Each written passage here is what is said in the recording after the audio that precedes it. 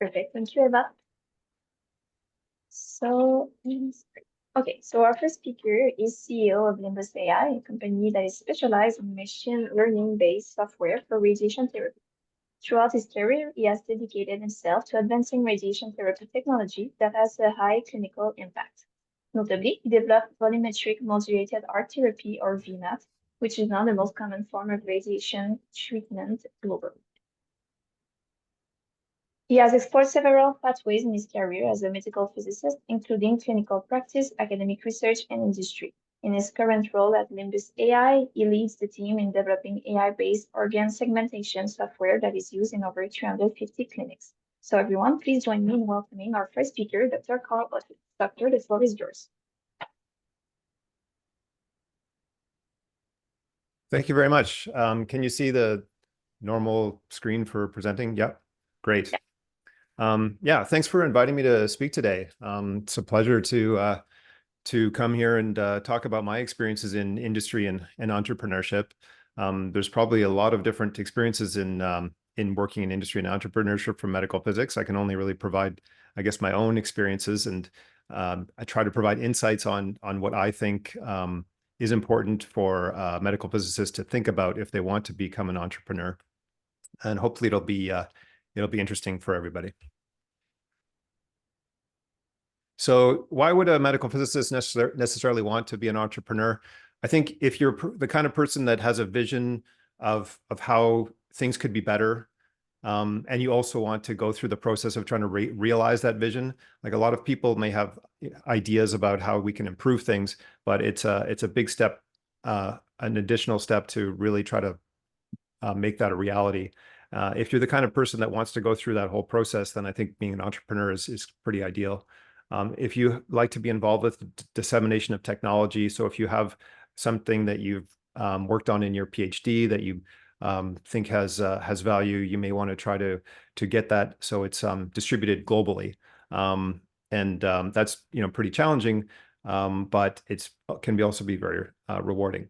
If you enjoy a competitive work environment, industry is generally quite competitive, and it's a healthy competition.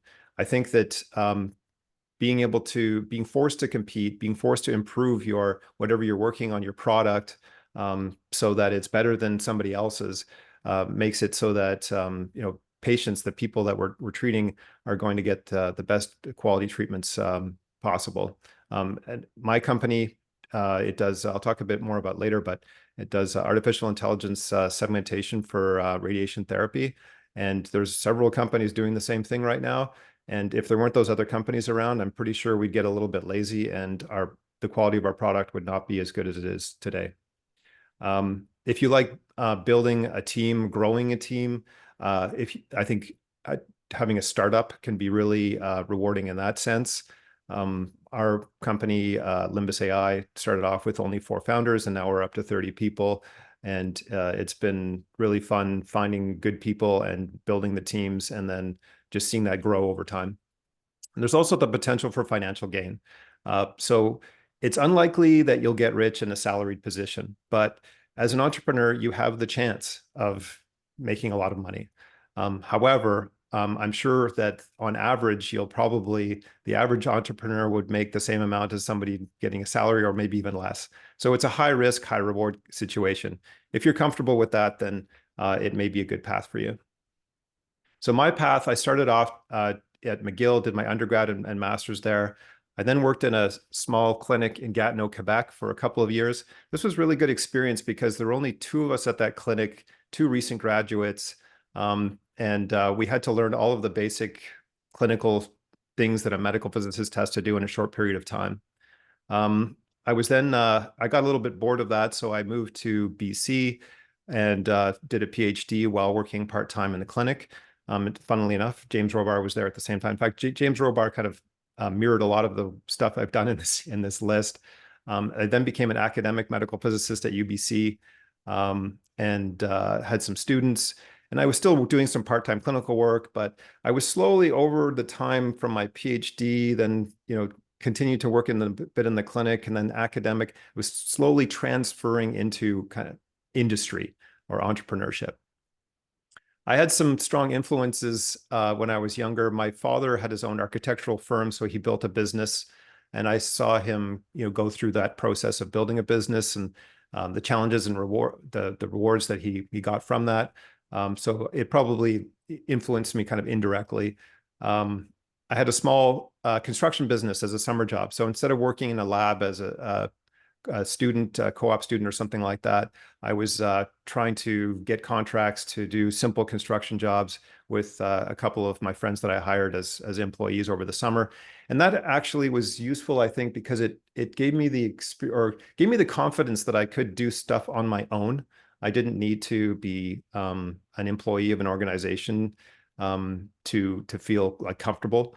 And that made it easier later on to kind of give up my day job and pursue entrepreneurship and working in industry. So I took a course called Technology Entrepreneurship at UBC as well. This was a really inspiring course, but I have to say it was right before the tech bubble in 2000. So we had all these kind of speakers come in from different companies, CEOs of companies that were hugely successful. So it was really inspiring. If you'd had that course the next year, in fact, I think they canceled the course the next year because most of those companies had gone bankrupt. It was kind of a crazy time. The main thing I got out of that course, though, is that these speakers that would come in, they seemed just like average people to me. I mean, they worked hard. They were maybe a little bit smarter, kind of passionate about what they were doing, but they didn't actually have some kind of magic secret ingredient that I could see. So it kind of made me feel like, maybe I could do this too if I wanted to. So my first big experience in industry was with VMAT. In 2003, people had shifted focus from developing IMRT to online imaging like cone beam CT. Treatment times were getting a lot longer because IMRT was slower. And then with the addition of online imaging, it was even slower. So only a small fraction of patients could benefit from a technology like IMRT. So there was a feeling, I think there was a feeling in the community at the time that this was a natural trade-off you had to make, that in order to get higher quality treatments, it's going to take longer. I wasn't convinced that was necessarily the case. So I took a look at, maybe we could make things faster. So I did I thought that this might be an opportunity. And often I think a quality of all entrepreneurs is they're a little bit opportunists.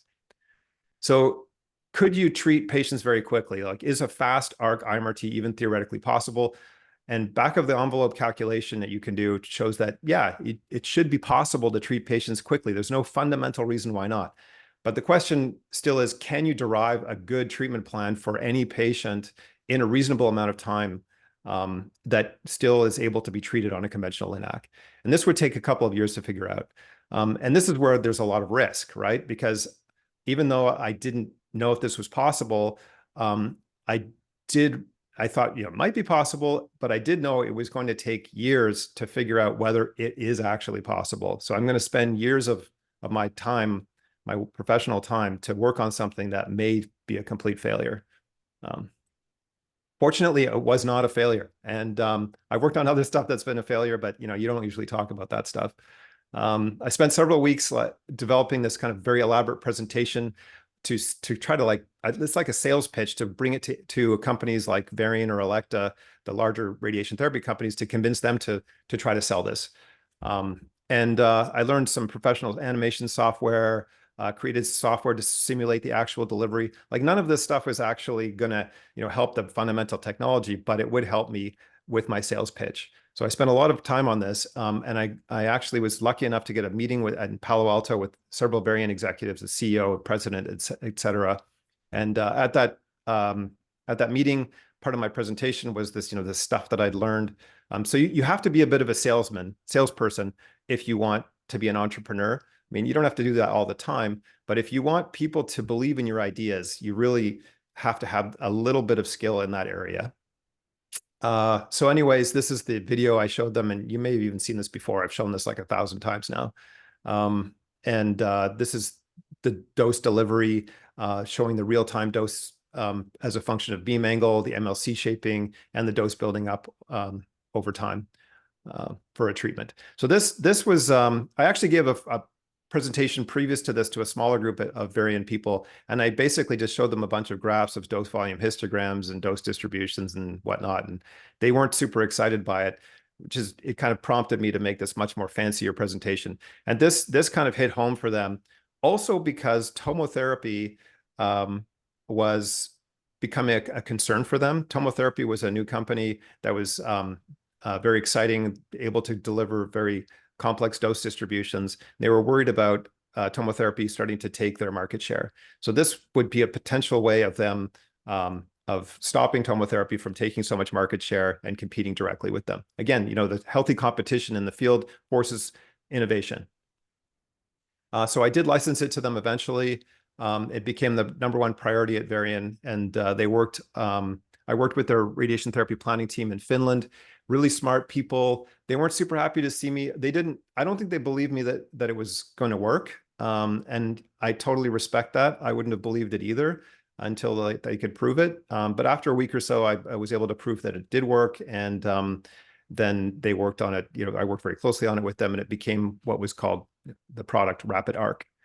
This is a picture of me. I'm in my early 30s here, and you know, I may look a little smug in this picture, but honestly, I was more like a deer in the headlights. This was very new to me, very exciting, and I was quite nervous giving talks at all sorts of different conferences.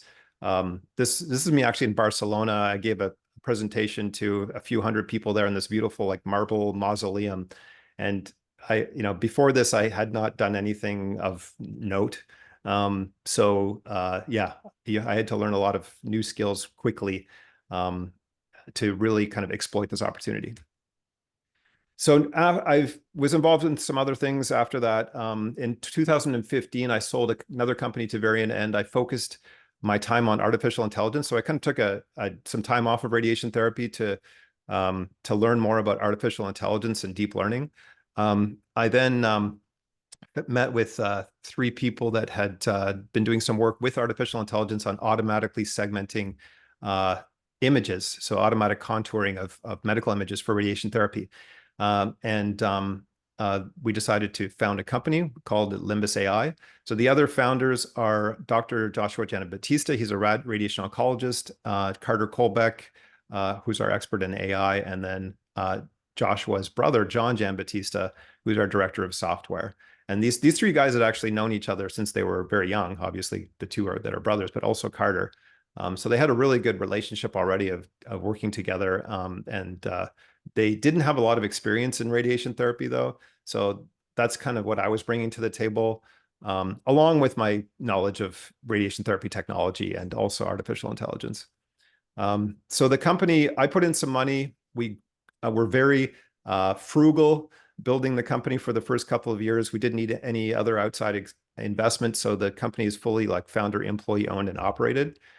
We grew the company. So after around 2 years, we released our product and started to really have to grow the company in terms of staff. We had to have salespeople, more regulatory people. We had to have support personnel. We also hired more engineers to improve our product more rapidly. So we have 9 software and machine learning engineers, 1 radiation oncologist, 2 medical physicists, a physics assistant, and about 6 radiation therapy therapists / dosimetrists. We are an AI company, so the data is critical to the quality of our product. So having clinical experts is really important for us. So we do have, you know, a lot of people focused on, you know, general development of the product. So 9 engineers, as well as all of these clinical people. So most of our staff is about product development. We're a virtual company. So we actually started the company before COVID, about 2 years before COVID hit. And it was remote at the time, but there were really only 4 of us. During COVID, we built the company and we were already remote, so we didn't really have to deal with a lot of the issues around COVID, which was, you know, fortunate for us. Our official home is actually in Regina, Saskatchewan, where John and Joshua are from.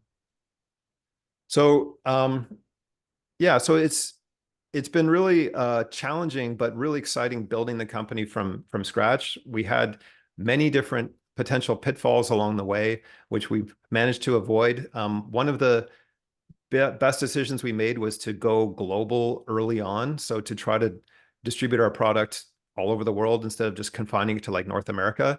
So we're now in over 350 centers globally. There's about 100 centers trialing the product.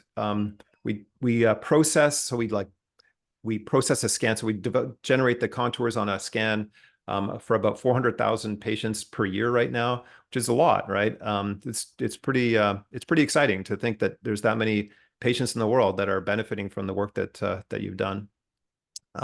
We sell directly in North America, but we have distribution network for Europe and the rest of the world, which is just a more efficient way for a small company to sell their products. We don't have to pay salespeople, but then they get a big chunk of a percentage of the sale. So those were my experiences, and I'm just going to finish off here. Like, I was trying to think before this talk, what are some of my traits that probably helped me as an entrepreneur? I get bored pretty easily. So if you get bored easily, I can pretty much guarantee as an entrepreneur, you're not going to get bored. So that's if you want to avoid getting bored, become an entrepreneur. If you're an opportunist, so if you like to, find opportunities and also act on them, then it's probably a good thing for you. If you're able to handle risk, so if you're willing to like quit your job for a couple of years and get paid almost nothing, then maybe this is okay for you as well. This other one, passionate about your work, obviously that applies to any job that you would take in the world, right? Doesn't matter if you're a clinical physicist, academic physicist, or in industry, you want to be passionate about your work. However, in industry, especially if you're doing a startup, there's a lot of ups and downs. And to get you through those down parts, I think it helps to be pretty passionate. And if you want to be successful, you pretty much have to be lucky as well. Luck is definitely part of the equation here. Fortunately, I had a lot of this last one. All right, thanks very much. That's all I have for today. Thank you so much. That was really interesting. So we'll go already to the second speaker, and if people have questions, we'll just wait for the Q&A at the end of the two presentations. So our second speaker is the Chief of Medical Physics at Nova Scotia Health. He's a Professor of Radiation Oncology and the Founding Director of Graduate Medical Physics programs at Dalhousie University. He balances his time between a leadership role at Nova Scotia Health, direct patient support, and cutting-edge research and development. He's committed to improving the treatment of cancer patients. He's also the co-founder of Halifax-based Adaptiiv Medical Technologies, a company for which he was honored with the Governor-General of Canada Innovation Award in 2021. So it is my pleasure to introduce our second speaker, Dr. James Robar. Doctor, the floor is yours. Thank you very much. Can you see my slide? Yes. Okay, that's great. Carl, I really enjoyed that talk. I think it's good that you're here and that I'm here because in a way we took very different approaches. Carl talked about being able to take risk and dive into it and maybe quitting your job for a couple of years. And I, to put it very plainly, I didn't have those kind of guts and that risk tolerance. So as you can see, I still have a day job. I'm the Chief of Medical Physics in Halifax. So it's a different perspective, I think, with some pros and cons for sure. I was thinking about all of you, that is students and residents, and trying to come up with some lessons that I learned the hard way in a kind of unexpected journey through entrepreneurship. So I'm going to just spend a few slides talking about how Adaptiiv, the company, started. We're a company in Halifax with I think 25 employees right now.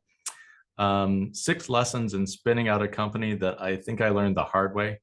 Some lessons were harder than others. And along the way, maybe a few cool things about our technology. I'm going to show you some stuff that is Health Canada and FDA cleared, but also some other stuff which isn't cleared yet and maybe will never be cleared, some ideas. So we're going to start off with a guy called Bruce. I'm going to tell you a story, okay? Stay with me.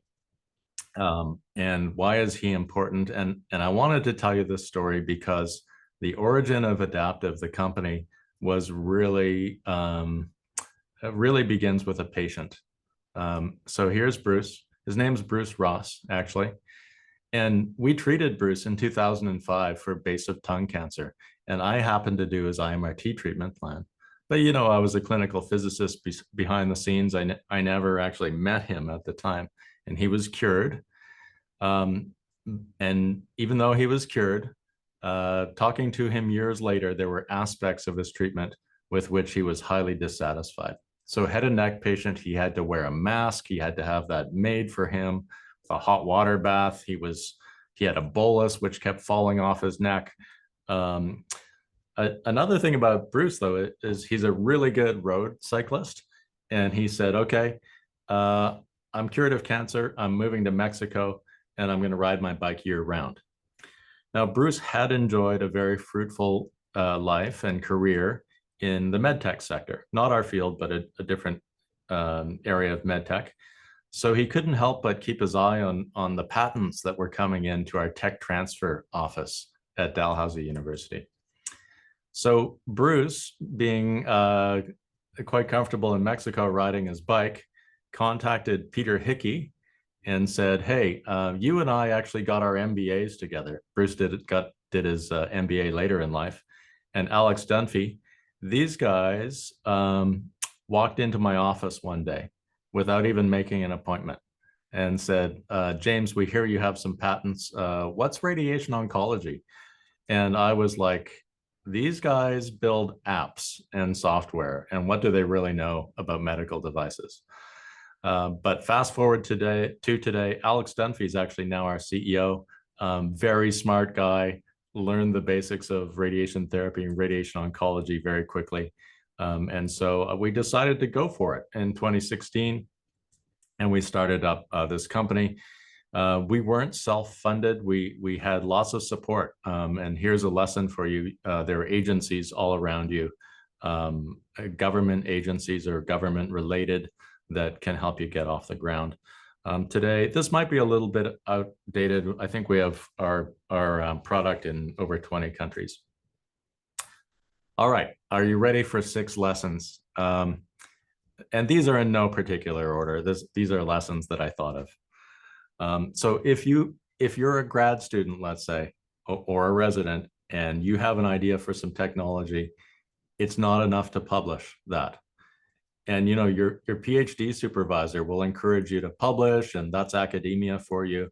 But you need to do more to make it reach commercialization and make it reach patients. Why? First reason is, sorry to give you some stats here, and maybe your PhD supervisor wouldn't give you these stats, but maybe not that many people are actually reading your paper.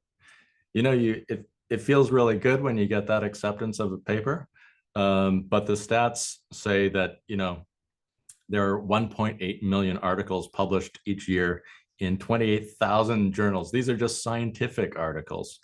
And this is a while ago, but, you know, half of academic papers may not be read or may be read only by their authors and journal editors in this study. So, and I think the average is like 0.6 times or something like that. I don't want to dissuade you from publishing because that's the scientific process, but you know, those are the stats. Second, your paper just may not be seen by the right commercial partner. Also, if you haven't already patented that, by publishing, it's already in the public domain, right? It's freely available. And then Carl alluded to this, but it's a big job, right? To go from a prototype or a scientific study and build a product out of it. Monumental task, given all of the regulatory requirements. Is a big difference between a prototype and a product. The other thing is, and I know this now from Adaptiiv, we have roadmaps. We've got plans within the company that stretch years into the future. And so if somebody comes in and parachutes an idea on us, it's quite hard to disrupt that path. So that's lesson 1. Lesson 2, if you have an idea and you think it's too simple or too obvious, don't assume that someone has already done it. Okay, and that's kind of how I felt about 3D printing in radiation oncology. And in 2013, this is when we all started to learn about 3D printing, not because it was new, but because the patents on it had expired. And so all these 3D printer companies started making it accessible. And in medical physics, we noticed that all these printable materials are actually very close to tissue equivalent, very similar to solid water or superflab or stuff we were already using in the clinic, which was fortuitous. So why couldn't we print patient devices? And there was a lot of motivation to do that. You know, I lived through 10 years in the clinic. Here's somebody's grandmother's crock pot and a bunch of wax, and we were making boluses like this for patients. A terrible process, right? You think you've made something nice for a patient, and then you CT scan the patient and you actually notice that it's full of air bubbles and doesn't actually fit your patient. And then it breaks like halfway through the treatment course. So realizing and looking around and kind of fighting this initial idea that someone's already used 3D printing in our field, we decided to file some patents, and we ended up getting kind of the foundational IP in this area. So that's lesson 2. Lesson 3, your first idea may not be the big idea, or may not be what's actually needed by customers or the market. And I could alternately title this lesson, Complex is Not Better, always.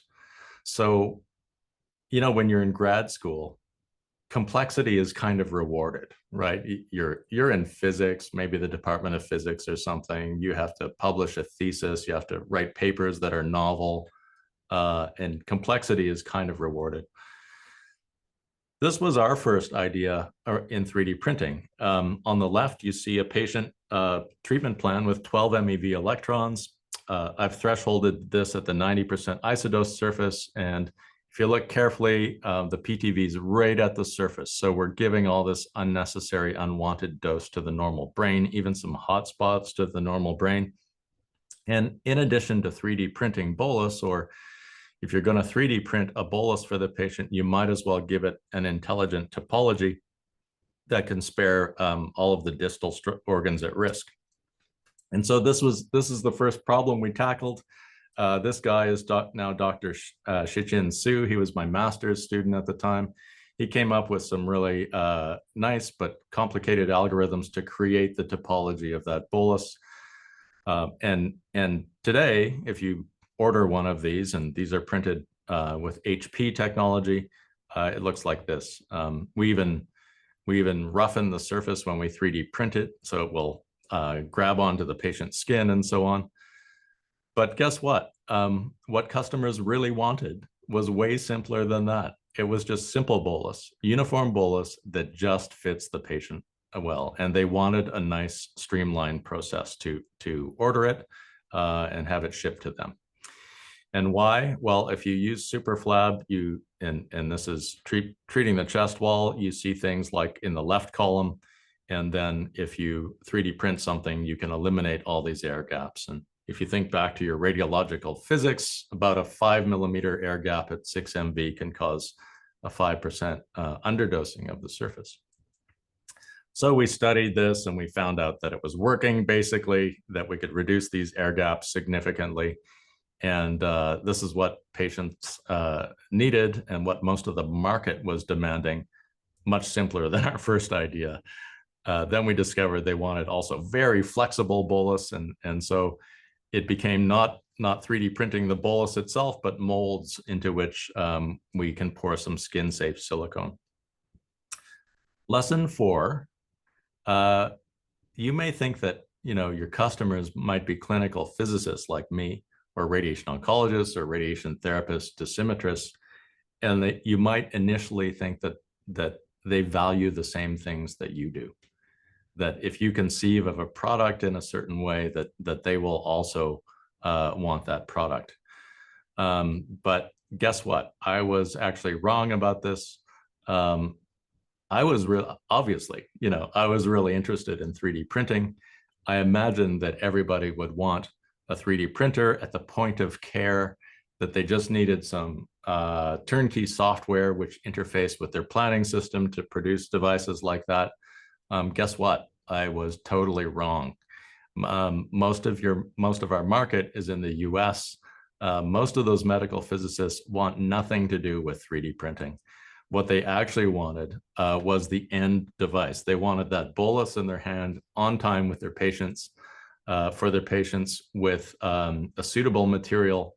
And so we had to completely pivot to develop a slick portal that allows you to order these kind of Uber Eats style. You can order it and you can see when it's being manufactured. And this is a super cool technology called multi-jet fusion printing, much better than you could ever do at the point of care in terms of important things like radiological uniformity and so on.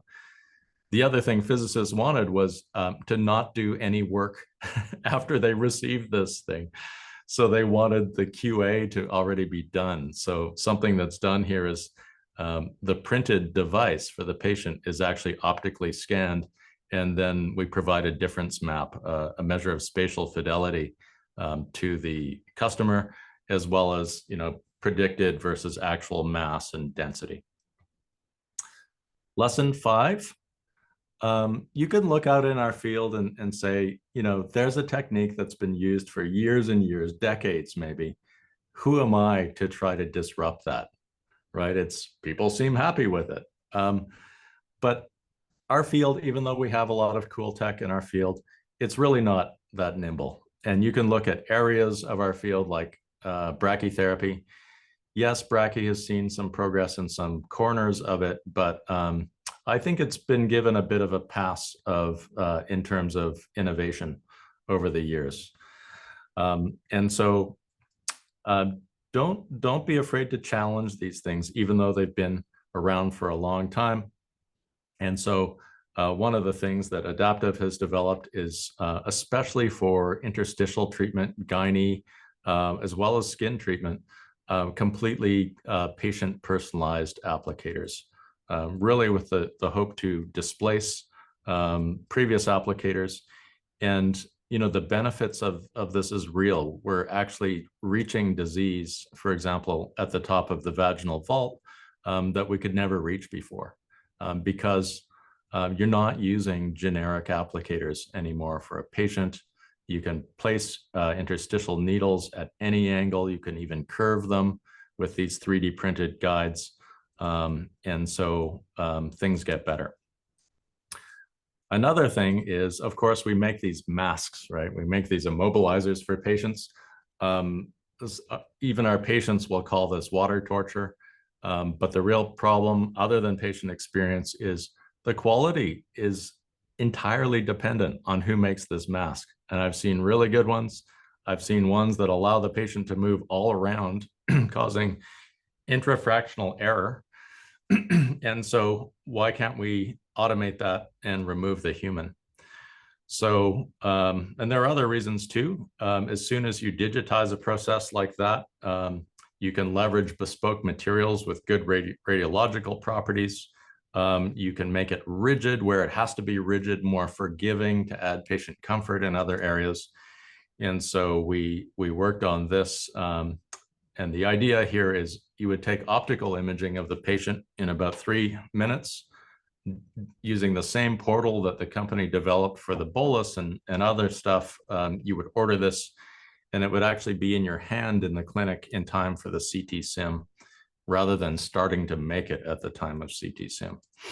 So this has been a fun project to work on. A fun thing about this multi-jet fusion is you can actually print the top layer in color. So our future software will allow you to drop in an image, and then the patient, especially pediatric patients, could be, a superhero or a princess or a dinosaur or whatever. Final lesson, and I could have a lot more if I had more time, but I pared it down to 6. One thing that I've really enjoyed in having a startup company is the interaction between my graduate students and the company. First of all, the grad students get to go into the company and meet everyone, people who aren't physicists, right? Sales, marketing, regulatory people, customer success people, and they get to work on things that are pipeline ideas, aren't immediately acutely needed in terms of the commercial interests of the company. So here's one example. The star of this show is Nick Lynch, who's one of my PhD students. And he worked on camera-based radiotherapy dosimetry, 3D printing scintillators. So here's an example of what Nick has produced. A curved bolus type, this is 5 millimeters thick with 3 millimeter scintillating elements. So we can actually print scintillators in some regions and optically isolating materials in others. Here it is with the beam on the right. Obviously, we have to do some image processing to get rid of the noise here in real time. But then Nick, of course, went on and started studying this under VMAT and was able to calibrate these and do some examination of, in terms of quantitative measurement of dose, how does this compare to other algorithms, to either calculation or other measurements?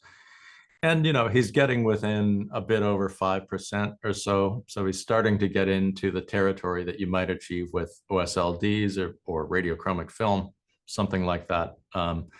Yet we can get spatial dosimetry information in close to real time on a patient. So I don't know if that will ever be a product. Who knows? It's been a great PhD for Nick. But my point here is that this was supported by the company. In working with the company, he was able to produce prototypes and have a lot of different experiences compared to if the company didn't exist. All right, this could be my last slide. These are some bonus ideas that I didn't have time to expound upon. You might have an idea, let's say as a grad student. You need to figure out, and there's a fork in the road, right? You could do what we did here with our 3D printing technologies and have a spin-out company, or you could just license that to a company and kind of say goodbye to your invention, hope for the best. If it's a one-off product, then it could be a licensing option if it's just a small product with a limited market. If there's a pipeline of products that are related, it could be a spin-out. Also, is there recurring revenue involved? Do you just sell this thing once, or are there consumables? You really need to think about the business model. If you launch a spin-out company, don't think you'll spend most of your time on the technology, especially in the beginning. Most spin-out companies are actually not self-funded. You have to hit the pavement and you need to raise a lot of money to do this. And that means that if you're a founder of the company, you're going to spend a lot of time on this, not the technology itself necessarily, at least in the beginning. This takes a lot of time and effort. This is highly editorial. Are you a medical physicist? If yes, then you're probably not the CEO unless you're Carl.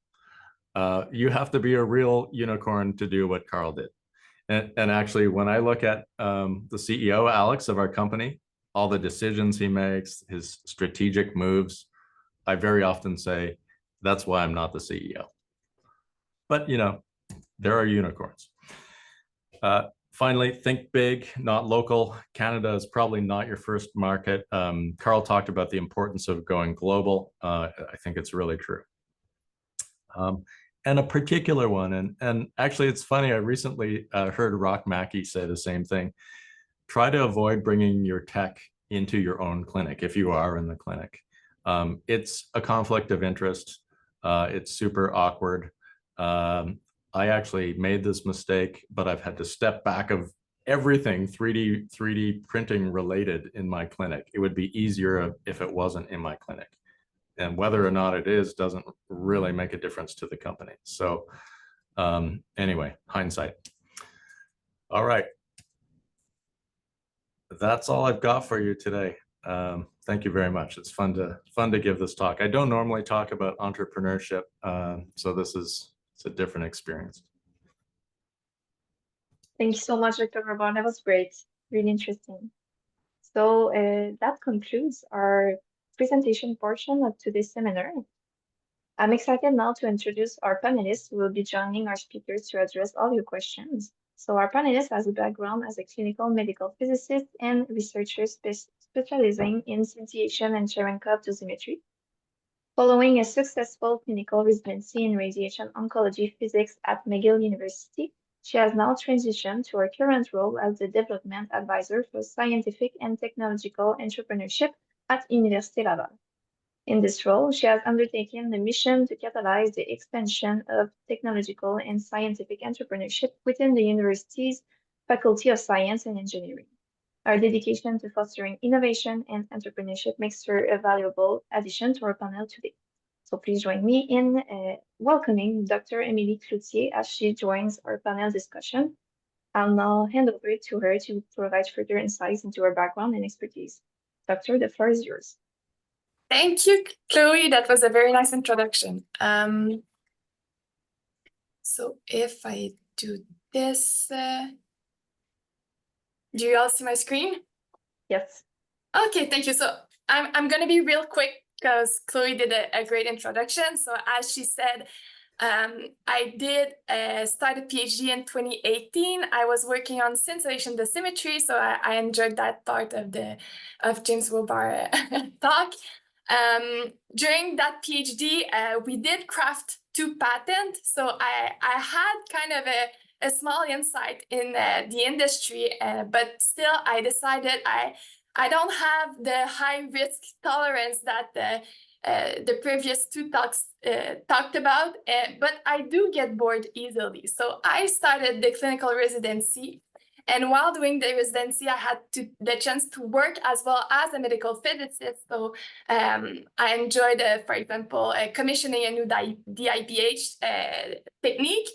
But while doing the residency, I was still not feeling completely satisfied and wanted to do something else, bring a little more innovation into my workplace. So the opportunity came right after my residency. The Université Laval was crafting a new role. They wanted to bring someone into the science and technology faculty to foster and catalyze entrepreneurship. And they wanted someone with a background in science and tech. So this is why I jumped in. Because it was a new role, I had a blank canvas, and that really sold it for me to bring new resources and create new initiatives. So I have a very long title, but I want to take advantage of this to bring some definitions. So the first one is scientific entrepreneurship. And I think this is interesting for you guys, since doing master and PhD, you're all doing public research right now.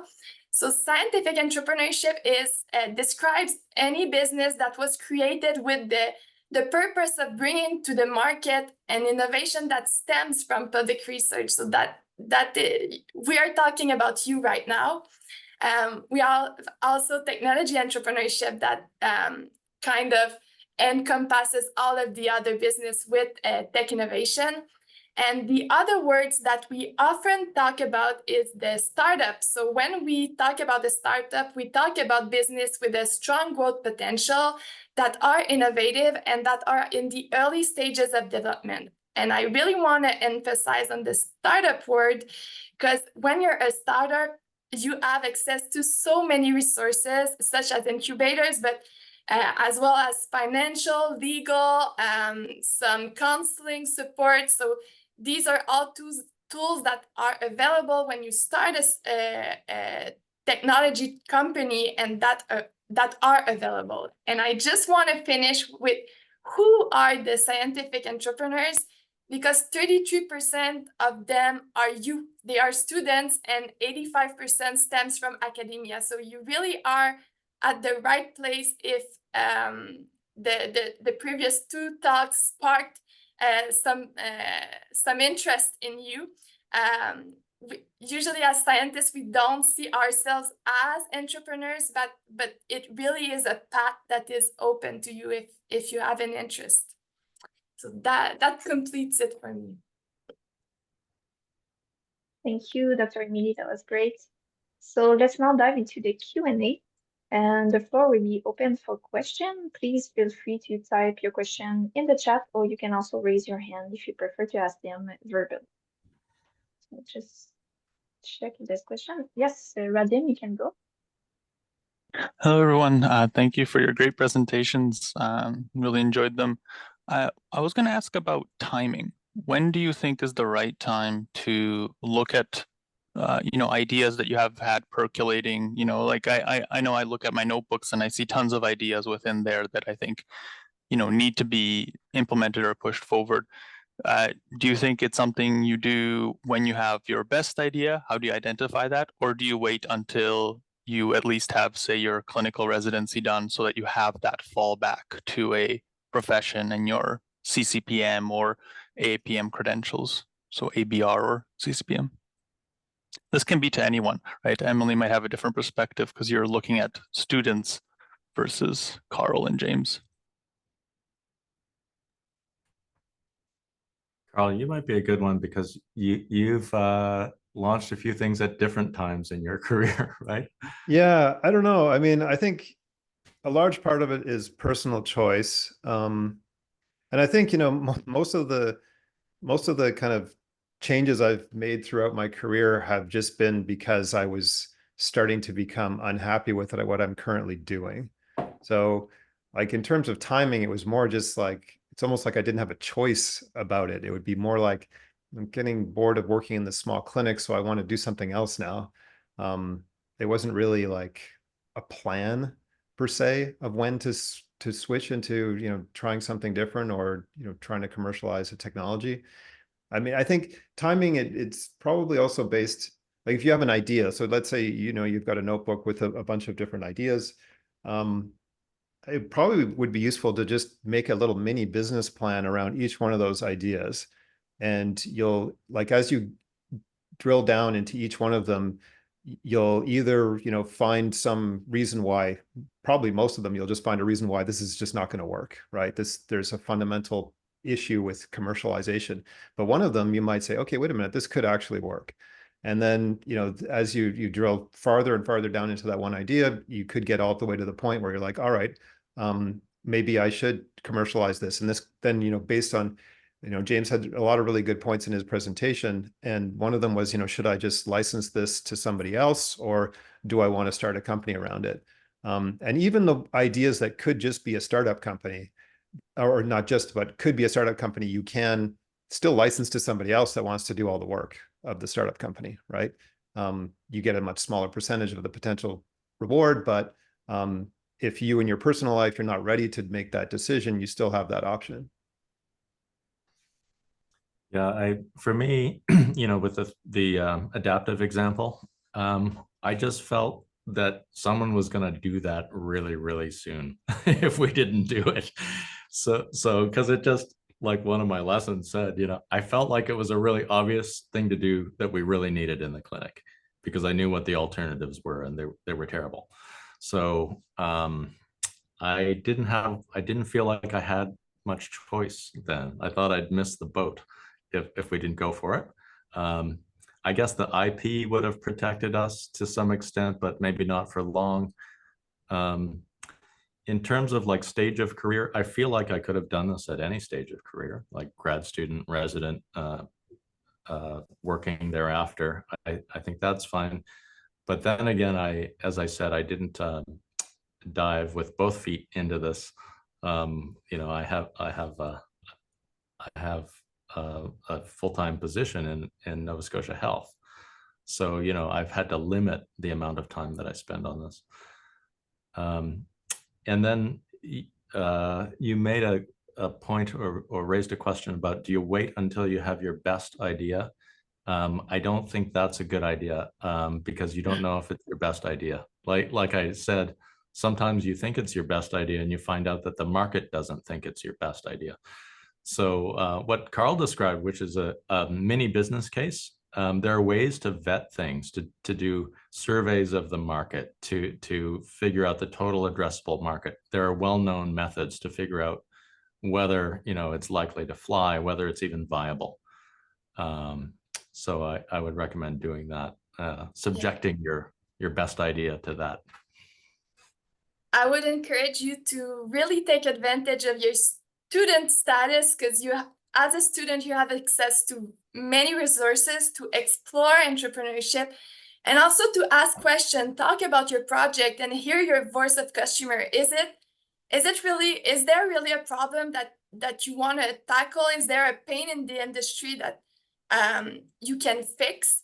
So these are the questions that you can ask. And also finishing your master or your PhD will earn you credibility, and that will help you along the way.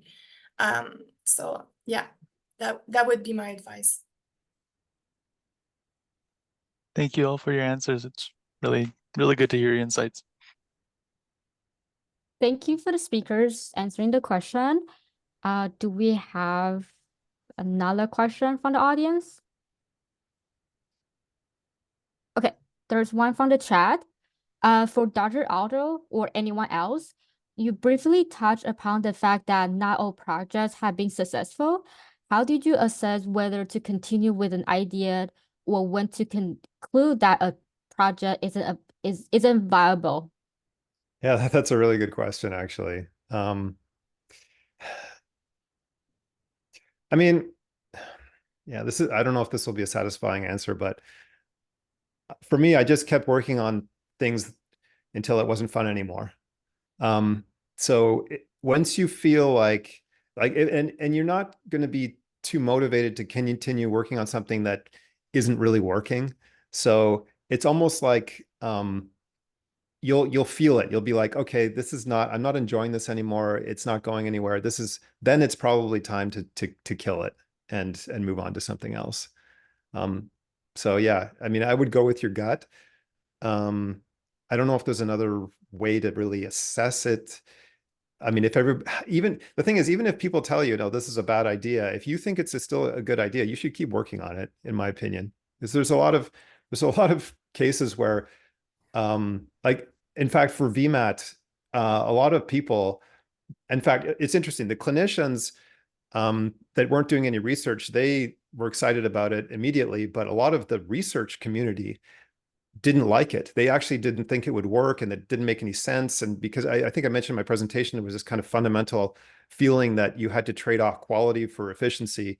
So there was this, a feeling that it shouldn't be possible. If I listened to those researchers, and some of them were very well known in the field, they even wrote like an editorial about why it would never work. If I had listened to that and just hung up my hat and said, I'm done, then, somebody else would have done it probably, and I wouldn't have had the success I had with it. So it's really the take home message, I think, is just go with your gut. If you think it's not going to work, if you don't enjoy working on it anymore, then just stop.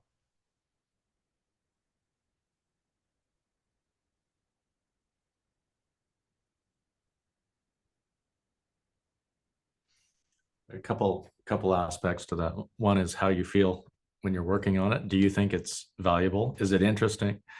Just to take that one more step, I mean, you can produce something that works, that obviously works, but a separate problem might be having it adopted within clinics, right? Clinicians are sticks in the mud. They move slowly. Many of them are used to doing things one way. I talked about wax and thermoplastic and stuff like that, conventional brachytherapy applicators. You can work on technology like that and develop it, and you can know it works because maybe you've piloted this in a few test centers, something like that. But like from the commercial point of view, there's also the adoption curve, right? There's a toe on that curve, then there's a steep portion, and then it's a sigmoidal curve, typically. You also have to have the conviction to get through the toe of that curve, right? You need to stick it out and believe that it's going to be adopted. And that's where the business activity really heats up, marketing, that kind of thing. Yeah, so I think the only thing I can add is there's a distinction between the problem that you want to tackle and the solution that you want to bring. If you have echoes that the problem doesn't really exist, listen to these echoes, because if there isn't a problem, there are no business opportunities. But if it's the solution that for which there are challenges, then but there is a real problem, then this is when you can continue and really bring the innovation.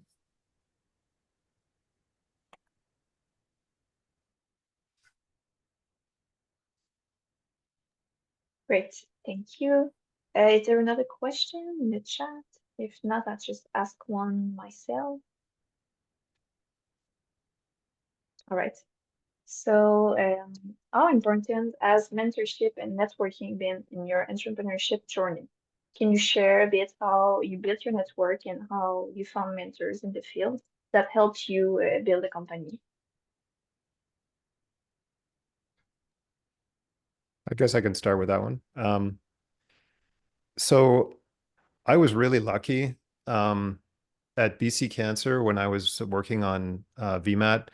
The head of BC Cancer for radiation therapy, Dr. Tom Keane, was extremely supportive of me, and he would love to just come down and to my office when I was doing my clinical work to chat with me for like an hour or two, like every couple of days.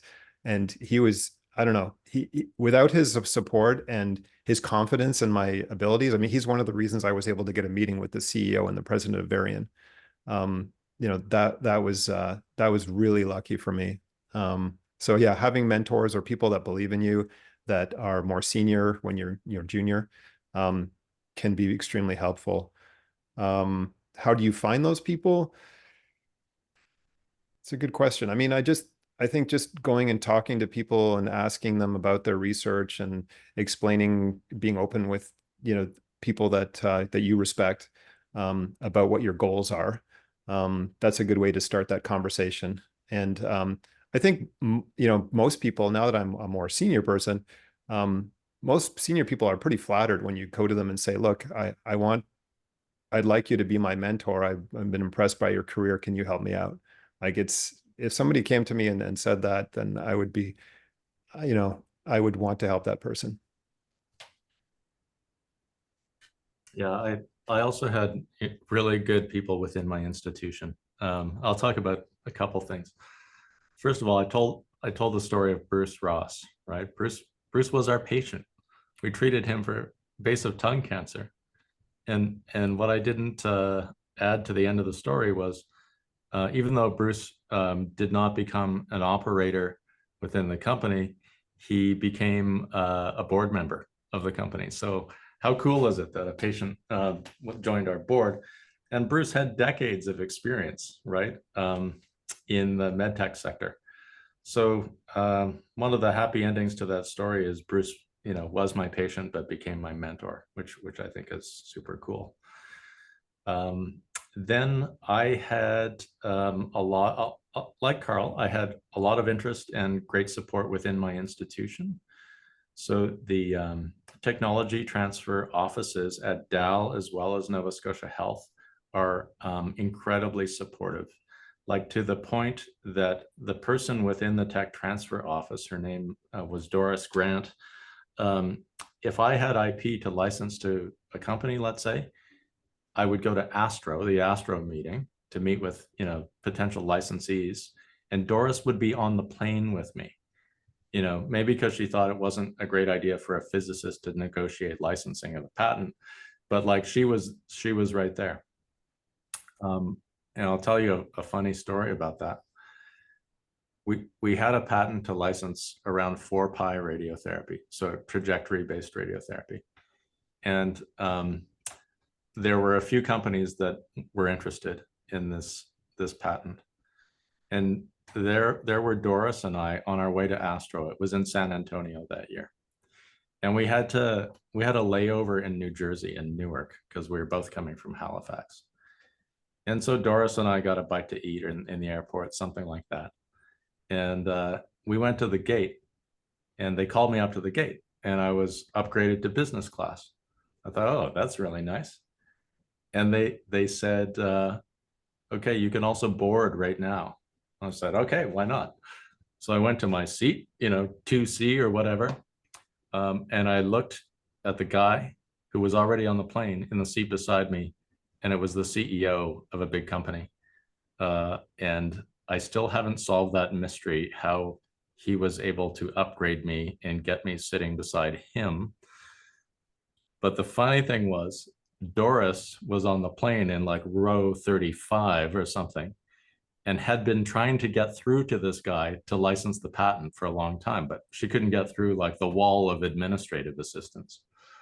So like when he got up to use the washroom in the plane, I like ran back to row 35. I was like, Doris, I'm sitting beside this guy. She's like, don't even joke about it. So anyway, that's a little story to tell you how fun and like adventurous entrepreneurship can also be. You have to be lucky as well, as Carl pointed out. I feel like sometimes I've had good luck like that story. Sometimes I've had bad luck, kind of a mixture. But yeah, you find yourself in situations that you definitely wouldn't be in if you were just in the clinic, right? In your journey, you will probably have many different mentors, and probably the first one you will have might be the PI that you have currently. So do not underestimate the impact of that person, the impact that they can have, and also do not underestimate their network, because if you reach out to them and ask them for help, they probably will be able to connect you with someone that they know that you don't. Also, do not underestimate your current network. You're probably making friends at your institutions, and all these friends will spread out into many different institutions. And in a couple of years from now, you will have a network that is spread across many institutions because of the friends that you are, the friendship that you are building currently. So take advantage of that. Great, Mike. Thank you. Okay, thanks for the answers. We got one question from the chat. It says, thanks a lot for awesome, inspiring presentations. Can I ask, is it necessary to take MBA, and when, after having the idea or when you got deeper experience in your specialization?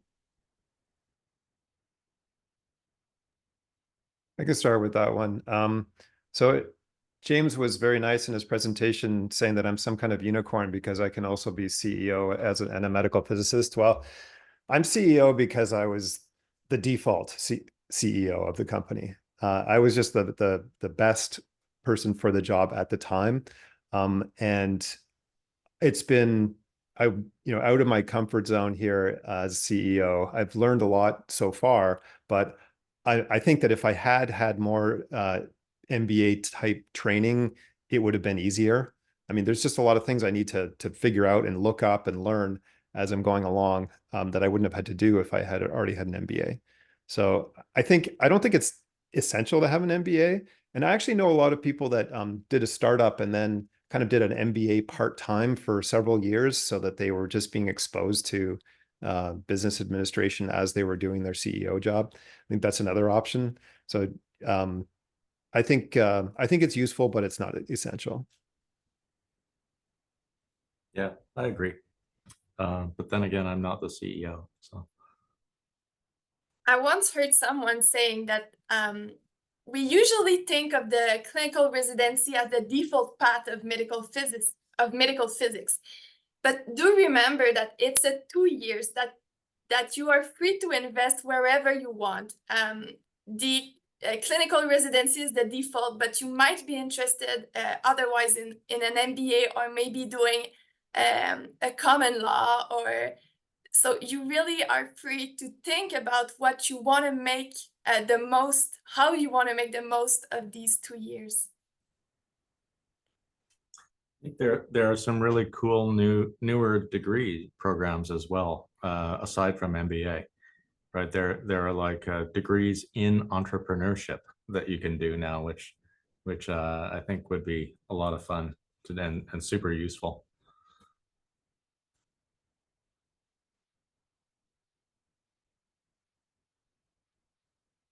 Oh, I see we have a question. Yes, you can go. The one who raised your hand. Hello, so thank you for this presentation. My question is more about what is first. It's like to have the idea or to look for persons with whom you're gonna work, or to develop the idea and then go for these persons. So it's like, what is the priority? I think it depends on your personality. If you want to work in a group to develop something from nothing, then you can take that path. I mean, you have to find the right people and make sure that you're compatible with those people. That can be tricky to do, before you actually start working with them. Personally, this is a fault of mine, I'd say. I like to do stuff on my own and figure things out by myself. I mean, I'm eager to get criticism and to seek out advice, but I kind of like to figure things out on my own. So for most of my technological, so the technology that I developed myself and then commercialized, it was really solo. And I enjoyed doing that. My current job as CEO, the base technology was actually figured out by the other founders. So even though I understand it and I've kind of added to it, that's also been, I mean, I was almost seeking out that experience because I had in the past done things solo. Being able to work as a group is something new to me. And, as I mentioned about 5 times already, I get bored easily. So I wanted to try something different. So I think, both paths are good, and it just depends on what you want to do. I would say you have the idea. If you're in a good supportive institution, file a provisional patent on that idea early. Second phase of that is usually a PCT, which reserves your right to a patent internationally for a period of time. And it's not that expensive to go through those steps. And so work with your tech transfer office if you are in an institution that has one to do that stuff. Your idea might be amazing and valuable or not, but you haven't lost much in doing that. And as a student or a resident, at the very least, you'll learn how to do that, right? You'll learn how to write a patent and work with patent counsel. It's actually really interesting. So I would say do that after you have the idea. When to pursue your idea, it probably depends on the idea, I guess. I guess a common thing in a way to what Carl's done and what I've done is we kind of got to the point in knowing that it was going to work, right? That or there were no barriers against it working. So at that point, I think it's a good time to look at commercialization. Yeah, and you're also, especially if you're a junior, if you're like a student, you want to make sure that the technology you're going to try to peddle to one of these larger companies does work to some, it doesn't have to work completely perfectly all the time, but it has to achieve at least a certain level that you're not going to bring it to a company and they're going to license it, and if it doesn't work, you're going to be building a pretty negative reputation for yourself at an early stage in your career. So you should be careful of that as well. Also, if you want to commercialize something that stems from your research, you probably want to address this with your supervisor and make sure you have the liberty of exploiting that technology, and also sit with the transfer office of your university to make sure that everything is done in the correct rules. It's actually Perfect, really relevant to, I'm on CAMPEP, I'm a reviewer for CAMPEP. And so I look at a lot of graduate curricula. And I really think that in most curricula, topics like this, entrepreneurship, IP, licensing, the rights of a graduate student in that process, the methodology, it's missing from most graduate programs. So we inject a little bit of that into our grad program at Dal. We bring in like people from the tech transfer office to talk about these things. I'd like to convince the board of CAMPEP that these should be required topics in the curriculum to some depth, you know. Yeah, if you can educate yourself sooner is better, because the day that you have an innovation to protect, it's kind of too late to learn how to craft a patent, because you need to craft it really soon and talk with lawyers. So really educate yourself if you're interested. Perfect, thank you. Thank you. This is a great discussion here. Do we have more questions from the audience? Okay, I have a question for Emily.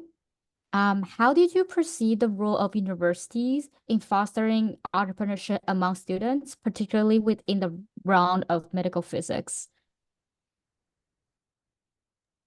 Okay, so in my perspective, we all know it, the innovation stems from academia, but as Carl and James said this, academia itself will not bring the technology to the market. If you want the innovation to reach the patient, you need entrepreneurship. So I think the role of university is, one, to provide resources to help the student take that leap of faith, but also to kind of spark the light to do some to do some promotion of the entrepreneurship, and to kind of make it more accessible, because we all have that idea of the CEO that wears a suit, that's very important and that knows how to do everything, but as a student that's kind of intimidating. So we really want to, I think our role is to make sure that there are resources, the resources are known and they are accessible. I guess I have a question for Emily. I mean, I kind of have my own answer to this as well, but so how important do you think it is that the student or the inventor stay involved in the process if they're licensing it to another company through the university? Oh, yeah, that's a big one. I think often that's the case. The industry will want some of the inventor to be implicated to make sure that the transfer is smooth. But that can be tricky for that can be some golden handcuff for the students or the entrepreneurs. So yeah, is it where you wanted this to go? Yeah, no, I think it's even if you have a really good invention, I think it's critical that the inventor stay involved in the process. Like, I think it's important that the inventor, whether it's the student or professor or whatever, if they should not have the attitude that, oh, okay, I'll file a patent and then I can just give it to the technology transfer office and then I don't have to worry about it and I'll start collecting royalties. It's totally not the case. I think it's pretty critical actually that the inventor stay involved, because whoever is going to license it wants to, people, humans are emotional, and they would want the inventor to be involved and passionate about the invention. And, they're going to have to convince the company that this invention is special and that they should license it. And, yeah. Yes, and realistically, when you craft a patent, you don't have a product necessarily. You have something in the lab, but that is very far from the market. Sometimes, many times, it will involve some duct tape and some things that will not make it a product that a customer will buy. So, of course, there will be some research and development before it reaches the market, and the inventors will need to be involved. And I'll just add that, it's very telling. The term sheet from the company that's licensing the patent is very telling in terms of whether they want to actually bring this to market. And I've licensed a few technologies aside from 3D printing related stuff. I've seen some term sheets where it's very simple. You're basically licensing your invention, off it goes to the company. There could be no involvement of the inventor potentially.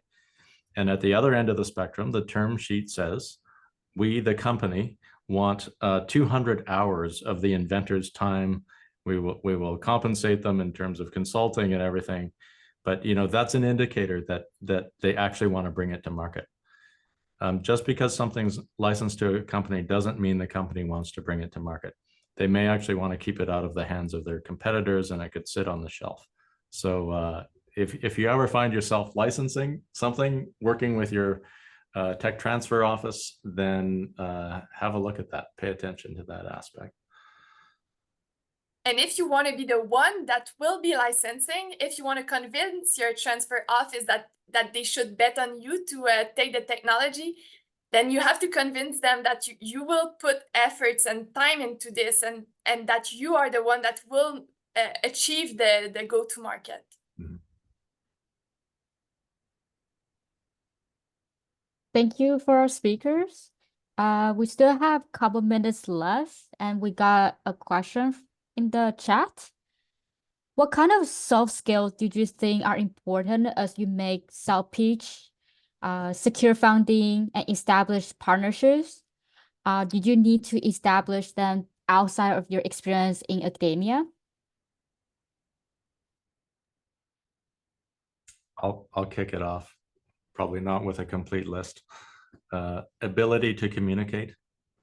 Well, I'd put near the top. Right? You have an idea, you have to convey that in a way that is completely understandable to a whole bunch of people who are not in medical physics, potentially not in, maybe not even in radiation oncology. If you're raising funds, you need to be able to communicate the potential impact of that idea. So that's, I put that near the top, maybe. Carl mentioned this a few times, but like, are you passionate about it? Are you excited about it? Guess what? People can tell. If you're not excited about it, it's going to be pretty obvious and not a compelling pitch, I imagine. So anyway, those are two to start the conversation. Yeah, James, I've known James for 30 years, and he is a master of communication. I've always been jealous of his ability to communicate with people and his just general kind of demeanor and the way he like connects with people when he's talking, giving presentations also one-on-one. So I think, yeah, I'm sure that's helped James a lot in his career, and I've tried to improve those skills over time as well. And I think the best way to improve those skills is just to practice it. So take opportunities to talk to a diverse spectrum of people. Don't just talk to medical physicists. Try to, if you could get an opportunity to give a presentation to a group of people that don't know anything about radiation therapy, you should take that opportunity and think about, okay, how can I explain this stuff so it's in simple terms? Like even the most complex concepts or ideas can be, distilled to different levels. So you can adjust it for an audience. So people in your own field and everything, you can explain things at the most complex, detailed level. But that same concept, you can, use metaphors and things like that to like explain the basic ideas of things to anyone, to, like, I don't know, public school kids, whatever. Then they'll get a decent feeling for what you're trying to do, right? And having those skills to be able to change that, to adjust that, scale is really valuable. I'm just gonna add a little something. I'm gonna flip the question and make you realize that the entrepreneur method is very similar to the scientific method. So you have to know the market, kind of do a review of what already exists. You have to aim at the problem and then build a method to address that problem. So these are all similar to the scientific method. So you already have some skills, but of course you need to complete them with communications and more managing skills. I love to ask people questions when I'm talking to somebody that I'm not sure, what level of background they have, because you want to kind of calibrate what you should be saying to people, and you can't do that unless you get information about them. So if you can pepper them with a few kind of questions, and those questions will lead to specific other questions that will help you really get close to where they are. Then you can just kind of set how you should be talking to someone and communicate a lot more effectively.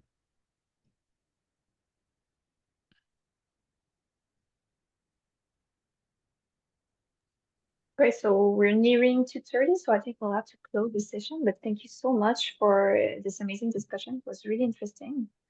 So I'll just share my screen quickly because I have a few infos to give you before letting you go.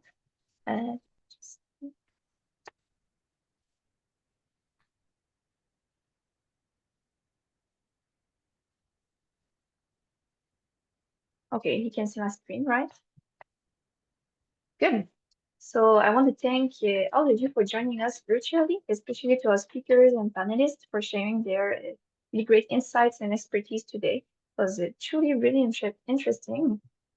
If you wish to subscribe to COM Student Consult email list to know more about the next student events, you can scan the QR code presently on screen. Also, just a reminder that previous C3 seminars are available on the COM Student Consult YouTube channel, so you can rewatch them. Before letting you all go, I just want to advertise quickly our next C3 seminar, which will be on March 27th. This will explore frontiers in medical physics with 3 great speakers covering subjects like the use of gold nanoparticles in radiotherapy, mRNAs, and upright radiotherapy treatment. So you can register now using the QR code shown on screen. With this, I want to thank everyone again, and I wish you all great success in your next entrepreneurship endeavors. Thank you so much, everyone. Thanks, everybody. Thanks, everyone. Thanks, bye. Have a great weekend. Bye.